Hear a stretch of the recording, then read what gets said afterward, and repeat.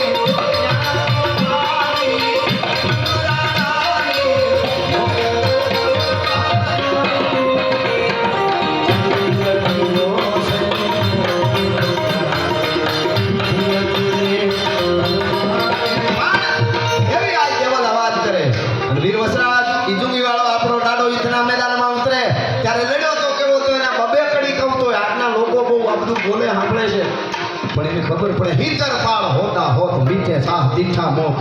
હિતર પાળ, હિતર એટલે હાથી. એ ખાકરો નામ કરીને આમ જ્યાં મારે હાંગડીનો ઘા કરે કાં તો હિતર એટલે હાથીનો હોદો માથે અંબાડી હોતો કાળા ધૂમ કરતો હેઠો નાખે. હિતર પાળ હોતા હોત મીઠે સાહ દીઠા મોત. મોખડાજી કોહિના માટે કીધું ઢૂંઢે ઢૂંઢ દીધા ડાળ ખડવે. આવા આપણા સંતો છંદો છે. ભગત બાપુ મા માટે બોલતા આ અમારી હોનર જ્યારે બાળકોને ઉપદેશ આપતી હોય ત્યારે તું કોટી શ્રીકાર લાવણકારી અને તું રાધિકા રૂપ રીજે બોરારી. આખા જેવી હોય અમારી માં. જ્યારે ઉપદેશ આપે હે ચારણો એમ કરીને જ્યારે પપ્પા ઉપદેશ દેતી હોય ત્યારે એવી લાગે.